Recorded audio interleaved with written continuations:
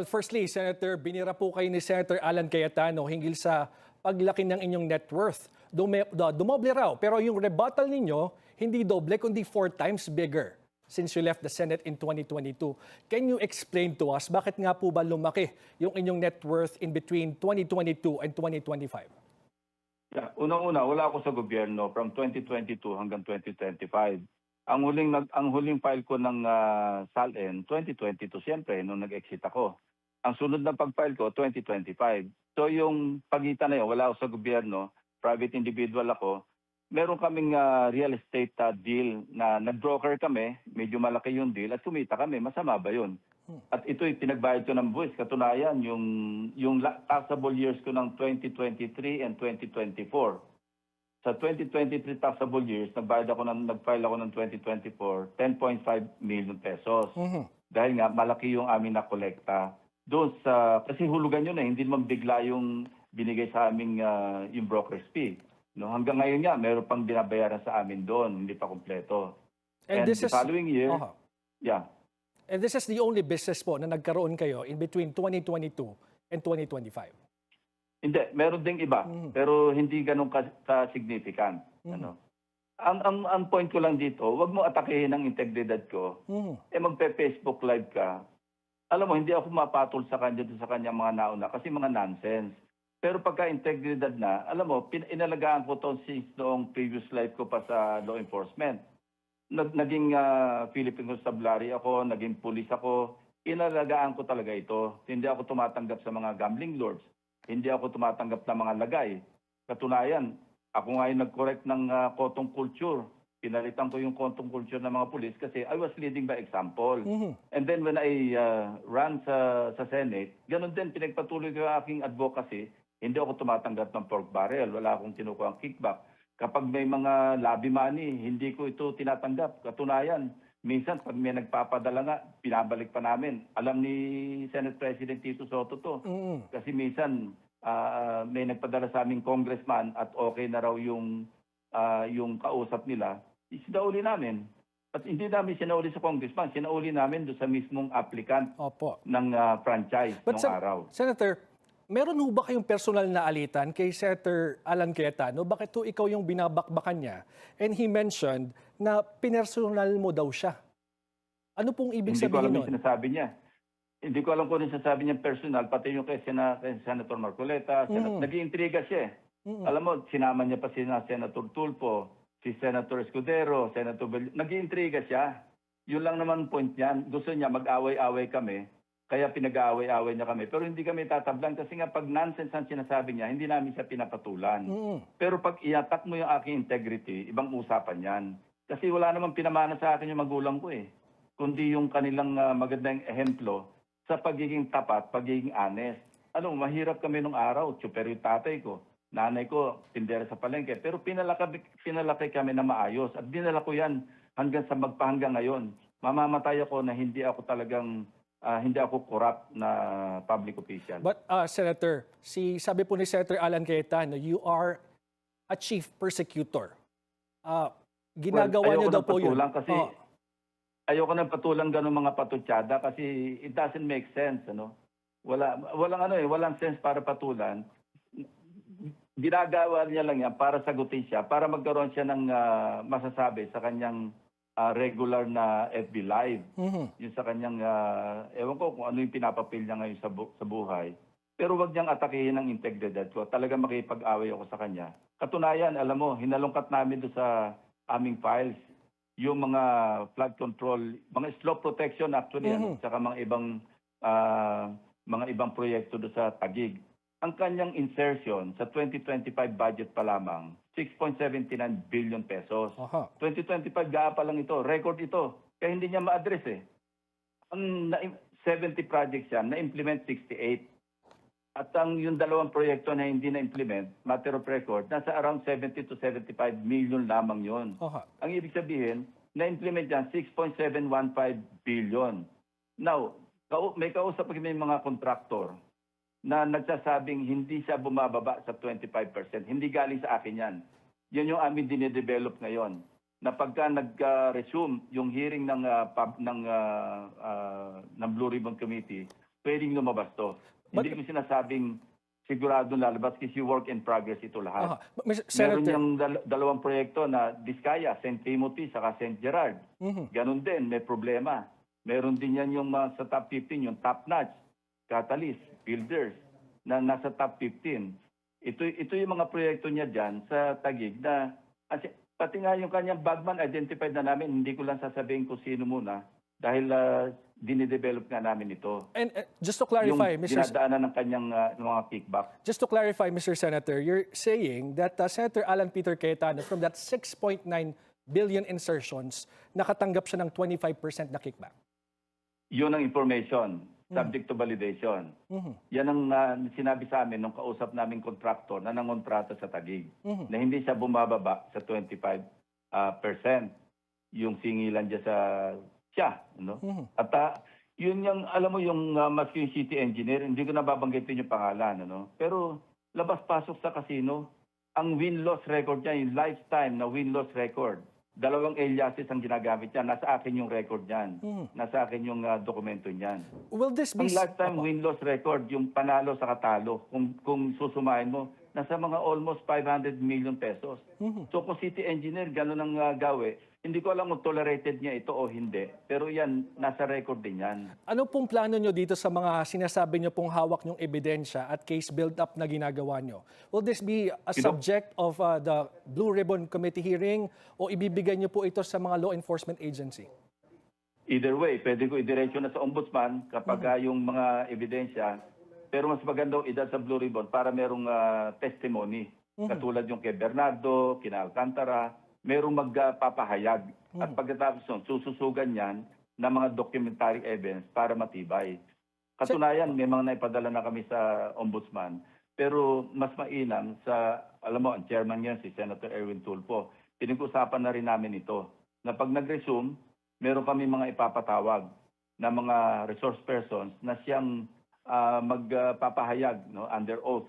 Pati yung mga dokumentong nandyan na sa amin, nasa baul na namin yan eh. Hindi lang naasikaso kasi nga medyo nagkaroon ng doon sa partial committee report, ayaw nila magpirma, medyo naantala. Pero ito, bubuhayin ko talaga ito dahil inatak niya ang aking integrity. Pero kailan nyo ho nalaman yung anomalyang ito? At saka bakit ho ngayon ninyo nilalabas ang mga points na sinasabi nyo ngayon?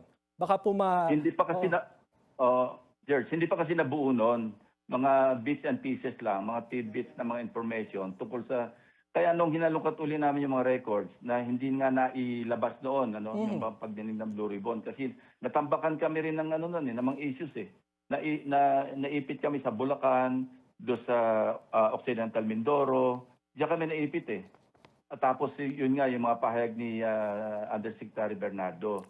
So hindi masyadong naasikaso. Pero naandyan, ngayon hinahalungkat ko nga lahat yung sa mga staff ko. Pati yung mga napasyalan na rin ng staff namin yung mga proyekto dyan sa Taguig eh. Pero, kaya alam namin, may idea kami. Meron kaming drone shots. Kumpleto kami dyan. Kaya lang, ngayon nga, kinukompile namin lahat para pag nag-resume ang hearing sa Blue Ribbon, magkakaintindihan. Pero just to clarify po, Mr. Senator, kung hindi ho kayong inatake ng personal ni Senator Alan Peter Cayetano, hindi nyo ho itutuloy itong investigation na ito? Hindi. Maharap din yan eh. Kasi pagka hinalungkat namin yung records namin, pag nag-resume, lalabas at lalabas din yan eh. Kaya lang, minadali niya. Kasi nga, nag-attack siya ng integridad ko.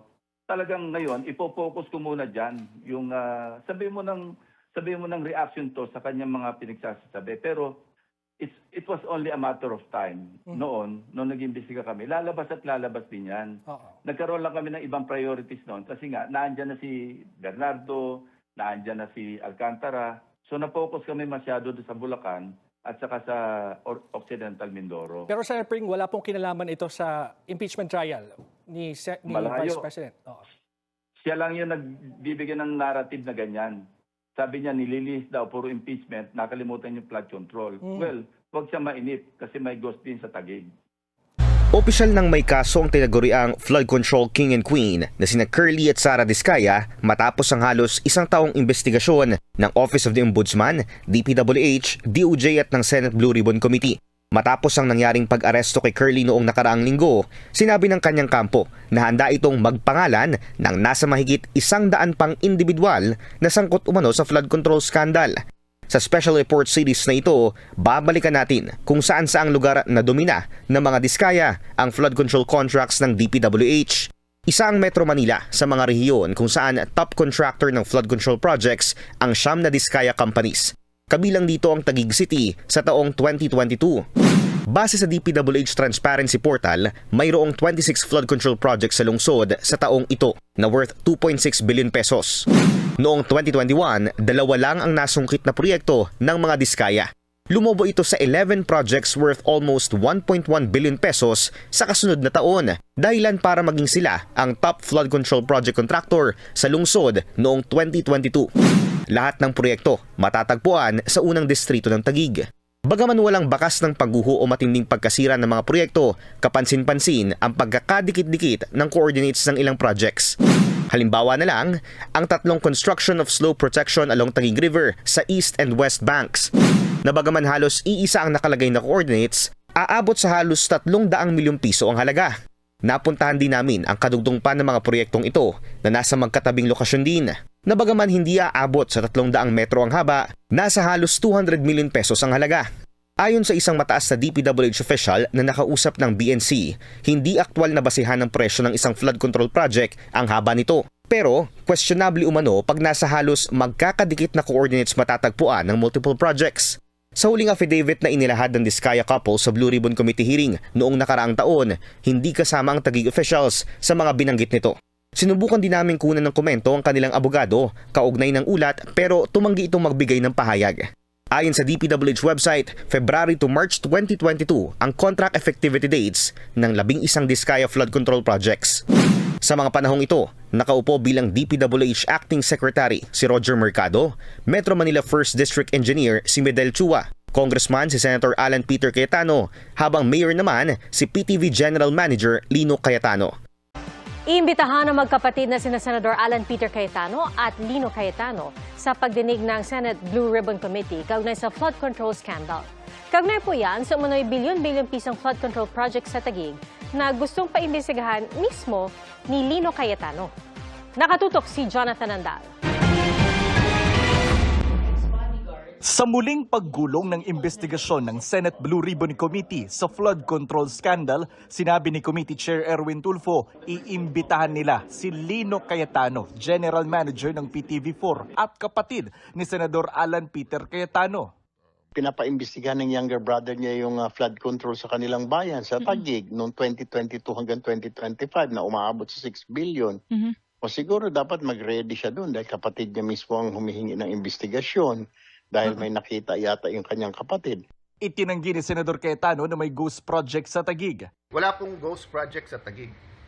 At kung may mapapakita po kayo, mananagot. Pero nung sinundan po namin yung JA at sinundan po namin ang mga pondo ng gobyerno, nandun po yung mga project. Kaya suggestion ko, on the record yan sa DPWH kay Secretary Vince Dizon, utusan lahat ng district engineer at kung pwede pati LGU, kunan ng picture. Last year pa to. Kinwestiyon din ni Cayetano ang yaman sa salin ni Tulfo. Tugon ni Tulfo, wala siyang itinatago at wala ring problema kung imbestigahan siya ng AMLAC o Anti-Money Laundering Council. May real estate ako, meron ako consultancy, tapos meron akong mga business. Siya, saan kaya nakuha niya ng galing? Huwag niya sabihin private practice. Bago ka magtingin sa dumi ng mukha ng iba, tingnan mo muna yung sarili mo. Kinwestiyon din ni Cayetano ang anyay pagdoble ng yaman ni Senator Ping Lacson sa pagitan ng 2022 at 2025, panahong wala ito sa gobyerno. Kay Senator Lacson, di ba?